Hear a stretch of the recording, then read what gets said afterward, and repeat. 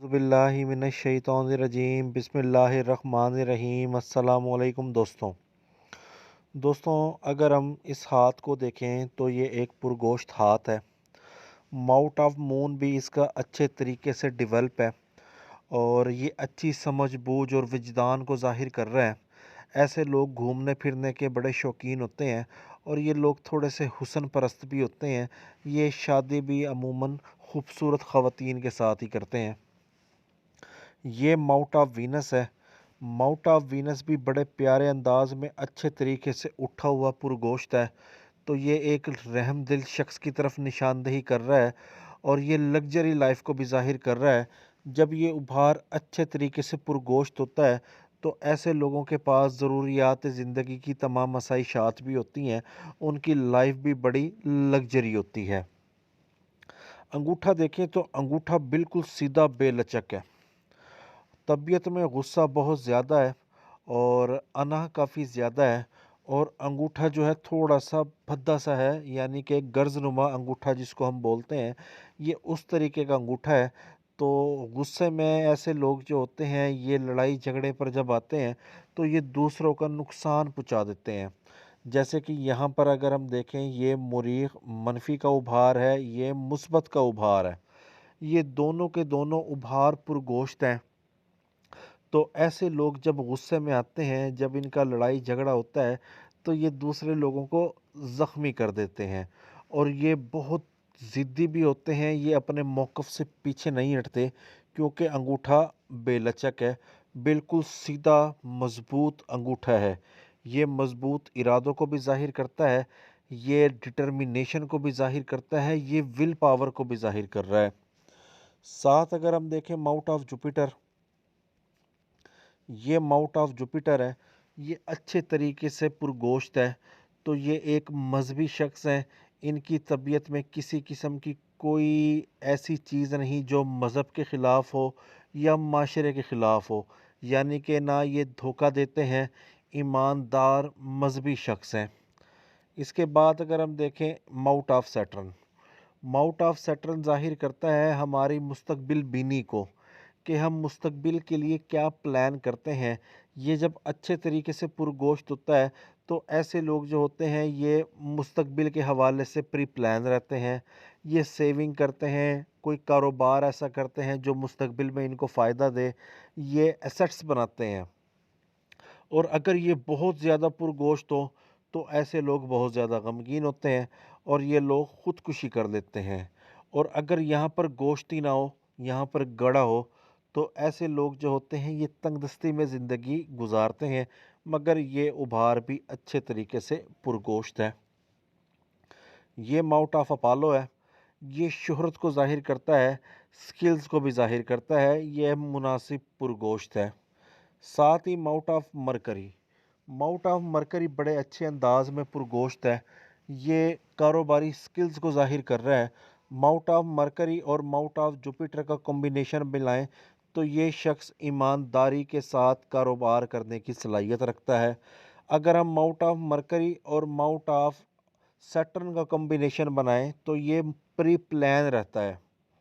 ये अगर मिसाल के तौर पर कोई दुकानदारी का काम करता है, किसी किस्म की कोई शॉप है, तो ये प्री प्लान रहता है। ये वक्त पर अपना माल ख़रीदता है, बेचता है, ताकि इसको मुस्तकबिल में किसी किस्म का कोई मसला ना हो।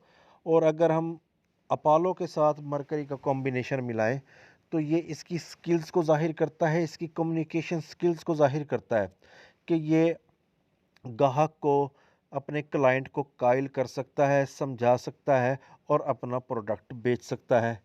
उभारों के एतबार से ये हाथ बड़ा शानदार है और ये कारोबारी मामलात में कामयाबी हासिल करेगा। उंगलियां कदरे छोटी हैं तो थोड़ा सा जज्बाती भी है।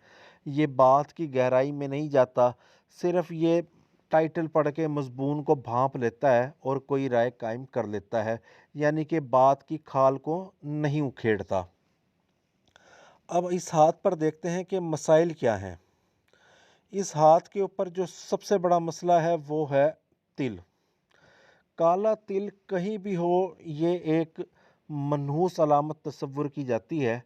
जब ये ज़िंदगी की लकीर के ऊपर काला तिल हो, ये तकरीबन 25 से 30 साल का पीरियड बनता है। जब ज़िंदगी की लकीर के ऊपर काला तिल हो, तो ये बीमारी को ज़ाहिर करता है। यहाँ पर अगर हम इसकी ज़िंदगी की लकीर को देखें, तो ज़िंदगी की लकीर यहाँ पर डिस्टर्ब होना शुरू हो गई है और आगे जाके मज़ीद धुंधली हो जाएगी। ये शख्स मुसलसल किसी मर्ज़ में मुब्तला रहेगा और ये उसका इलाज करवाता रहेगा। इसका मुसलसल कई साल तक चलेगा और ये मर्ज़ इसको 20 से 25 साल तक जकड़ के रखेगा। उसके बाद जाकर इसकी सेहत में किसी किस्म की कोई बेहतरी हो, अदरवाइज़ ये मर्ज़ इसको आसानी से नहीं छोड़ेगा। इसके साथ अगर हम देखें आगे, दो शाखा ज़िंदगी की लकीर, ये अब्रॉड ट्रैवल को ज़ाहिर कर रही है। अगर हम देखें दिमाग की लकीर को, दिमाग की लकीर बड़ी शानदार लंबी दिमाग की लकीर है और दिमाग की लकीर से शाखें निकलती हैं। जब दिमाग की लकीर से इस तरह से शाखें निकलें और ऊपर की तरफ जाएं, यानी कि माउथ ऑफ सैटर्न पर या माउथ ऑफ अपोलो की तरफ, तो ऐसे लोग अपना माइंड तब्दील करते हैं। यानी कि ये अपने बिज़नेस के अंदर तब्दीली लेके आते हैं या अपने पेशे में तब्दीली लाते हैं। मिसाल के तौर पर पहले जॉब कर रहे थे, अब वो कारोबार करते हैं।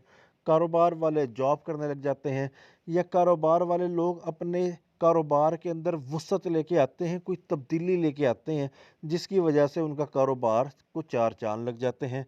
ये लकीरें भी इसी बात को ज़ाहिर करती हैं, मगर इनकी ज़िंदगी के साथ ही किस्मत की लकीर पर भी जज़ीरा पाया जाता है। अगर हम देखें इसकी ज़िंदगी की लकीर के साथ किस्मत की लकीर हथेली से आगाज़ करती है। यहाँ से आगाज़ करते करते माउथ ऑफ सैटर्न पर जाती है, मगर यहाँ पर भी एक तिल पाया जाता है जो कि नाकामी को ज़ाहिर करती है। ये शख्स बासलाहियत भी है, इसके पास ज़हनी सलाहियतें भी हैं, इसके पास जिस्मानी सलाहियतें भी हैं। दिल का बड़ा शानदार, बड़ा वावफ़ा ईमानदार शख्स है, मगर सेहत के हवाले से ये शख्स परेशान है। और अगर इसी हवाले से हम किस्मत की लकीर को देखें, तो किस्मत की लकीर भी मौजूदा टाइम पीरियड में धुंधली है। 30 से 35 साल का पीरियड किस्मत के हवाले से और ज़िंदगी के हवाले से डिस्टर्ब रहेगा। इसके बाद जाकर कुछ बेहतरी आना शुरू होगी 38-40 के लगभग, मगर बुढ़ापा इस शख्स का काफ़ी ज़्यादा बेहतर रहेगा। जायज़ा लेते हैं इस भाई के लेफ़्ट हैंड का। अगर हम इस भाई के लेफ़्ट हैंड को देखें, तो लेफ़्ट हैंड पर भी ज़िंदगी की लकीर पर काला तिल पाया जाता है और कहीं से ज़िंदगी की लकीर बारीक है, कहीं मोटी है। यानी कि सेहत के मसाइल तो इनके मुसलसल रहेंगे और 20 से 30 साल के पीरियड तक ये एक मुस्तकिल मर्ज़ का शिकार रहेंगे, जिसका ये इलाज करवाते रहेंगे। दिमाग की लकीर भी इनकी अच्छी है, किस्मत की लकीर भी उसी तरीके से धुंधली है, मगर बुढ़ापे में इनके हालात बेहतर होना शुरू हो जाएंगे। दिल की लकीर भी इनकी काफ़ी ज़्यादा अच्छी है, एक बावफा शख्स की निशानदही कर रही है। अब लेफ्ट हैंड के ऊपर भी एक बड़ा तिल पाया जाता है। ये तिल है माउथ ऑफ अपोलो पर। माउथ ऑफ अपोलो पर जब काला तिल होता है, ये बदनामी को ज़ाहिर करता है, किसी स्कैंडल को ज़ाहिर करता है और ये नेक नामी को दाग लगने को ज़ाहिर करता है। इंसान की ज़िंदगी में कोई ऐसा वाक़या नोर रोनुमा हो जाता है, जिसकी वजह से उसकी नेक नामी, उसके किरदार दागदार हो जाता है। अब वो किसी भी नौइयत का हो सकता है। आप किसी भी चीज़ से एग्ज़ाम्पल ले सकते हैं, मैं वज़ाहत नहीं कर सकता कि ये किस नौइयत की बदनामी हो सकती है। अल्लाह पाक सबकी इज़्ज़तें महफूज़ रखे।